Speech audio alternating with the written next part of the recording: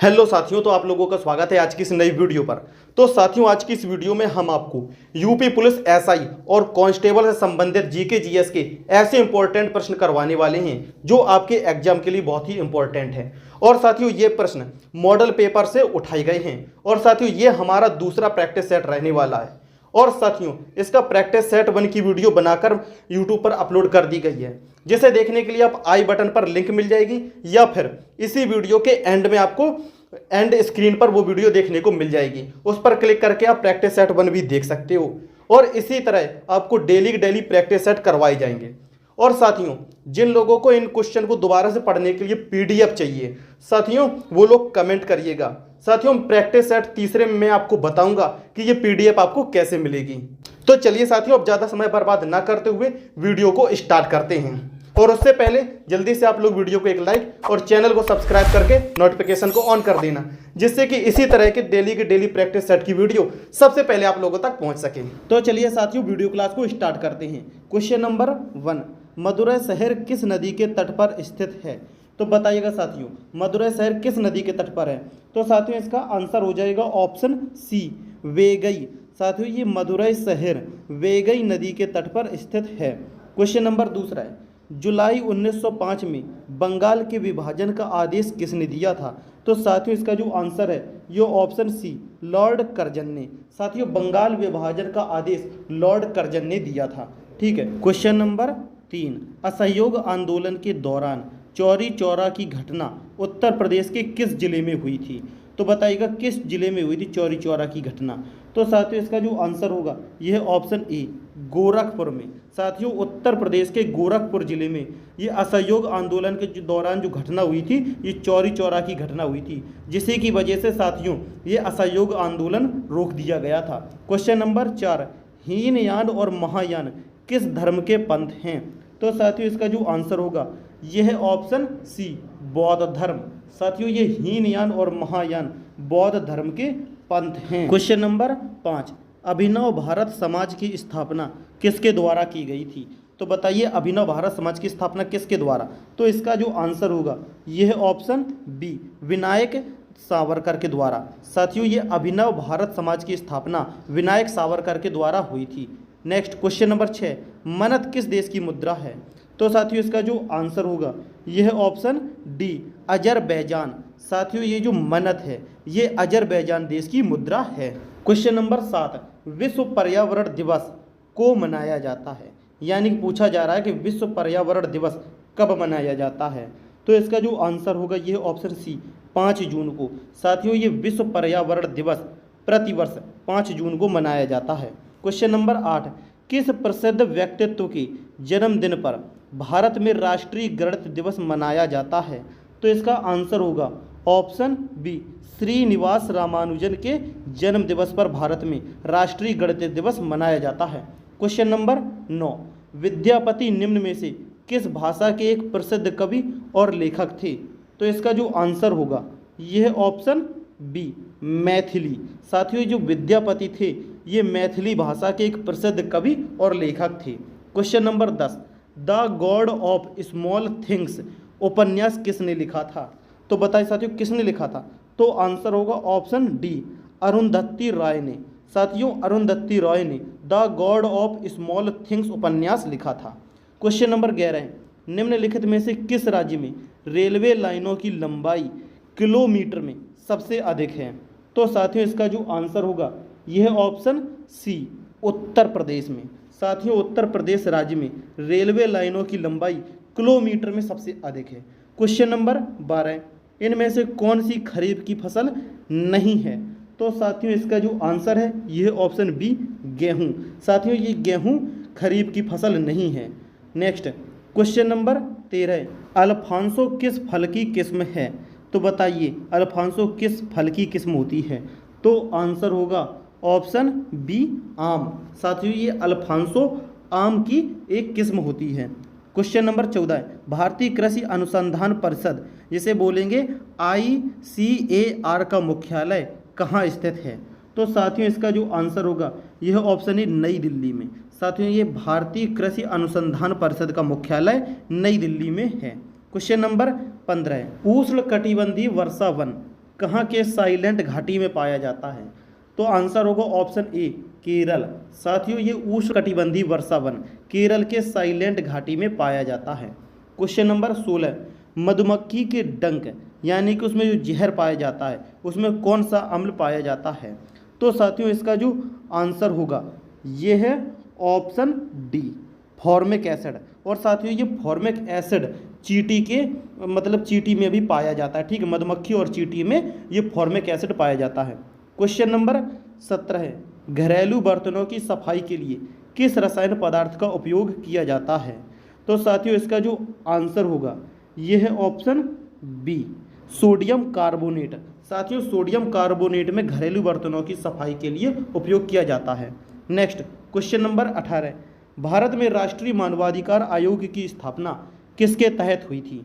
तो साथियों इसका जो आंसर होगा यह है ऑप्शन ए मानवाधिकार संरक्षण अधिनियम, जो कि सर 1993 में आया था। क्वेश्चन नंबर 19, निम्नलिखित में से कौन एक हथियार साइबर अपराध के रूप में कंप्यूटर का उदाहरण नहीं है? तो साथियों इसका जो आंसर होगा यह है ऑप्शन बी की लॉगर का उपयोग करके किसी की जासूसी करना। क्वेश्चन नंबर 20, किसका उपयोग करके हम दोस्तों, रिश्तेदारों, सहकर्मियों और ग्राहकों को संदेश, चित्र, ऑडियो और वीडियो भेज सकते हैं? तो बताइए साथियों किसका उपयोग करके? तो साथियों इसका जो आंसर होगा यह ऑप्शन ए फेसबुक के द्वारा। साथियों फेसबुक के द्वारा हम अपने रिश्तेदारों को, सहकर्मियों को चित्र, ऑडियो और वीडियो भेज सकते हैं।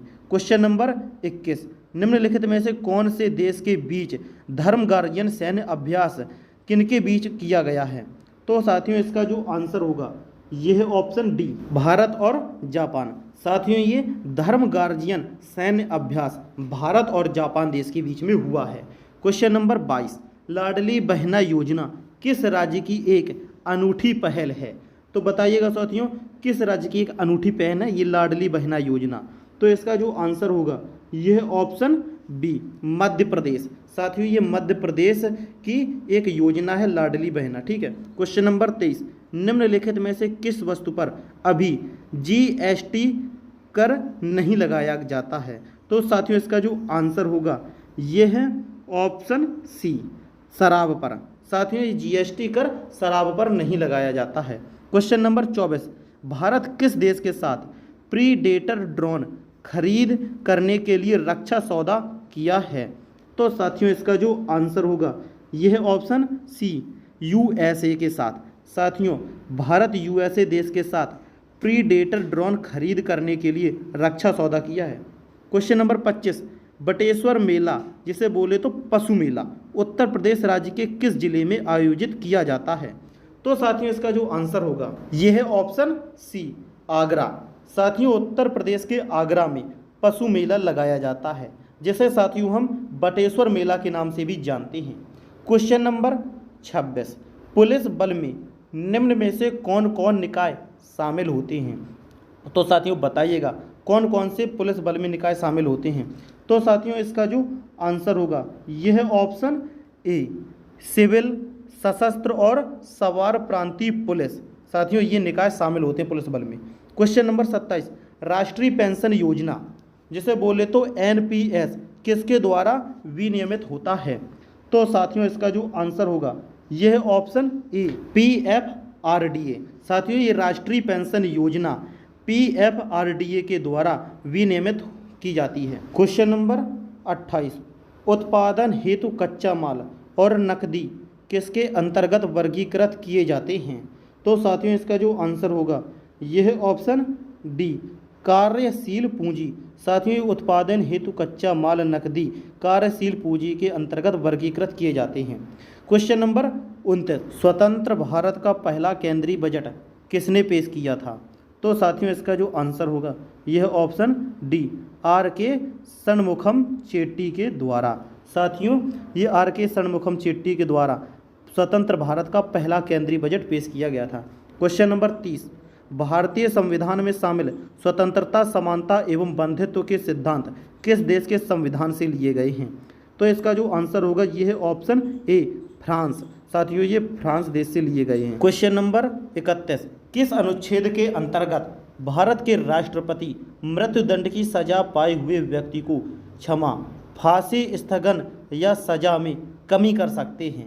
मतलब फांसी से भी बचा सकते हैं और उसकी जो सजा होगी उसको भी कम कर सकते हैं। तो किस अनुच्छेद के द्वारा किया जाता है ये राष्ट्रपति के द्वारा? तो साथियों इसका जो आंसर होगा यह ऑप्शन डी, अनुच्छेद 72 के द्वारा। साथियों ये राष्ट्रपति अनुच्छेद 72 के द्वारा करते हैं। और साथियों ये सजा माफ करने का अधिकार केवल और केवल राष्ट्रपति के पास होता है। क्वेश्चन नंबर 32, निम्नलिखित में से कौन सा देश भारत के पड़ोसियों में से एक है? तो इसका जो आंसर होगा यह ऑप्शन डी, बांग्लादेश। ठीक है। नेक्स्ट क्वेश्चन नंबर 33, साहित्यिक कृति रत्नावली किसकी कृति है? तो बताइएगा साथियों ये साहित्यिक कृति जो रत्नावली है ये किसके द्वारा लिखी गई कृति है?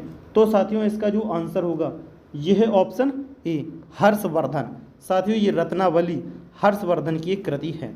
क्वेश्चन नंबर 34, बुलंद दरवाज़ा किस शहर में स्थित है? तो साथियों इसका जो आंसर होगा यह ऑप्शन डी, ये फतेहपुर सीकरी में है। साथियों ये जो बुलंद दरवाज़ा है ये फतेहपुर सीकरी में स्थित है। नेक्स्ट क्वेश्चन नंबर 35, ब्रह्म समाज की उत्पत्ति कहाँ हुई थी?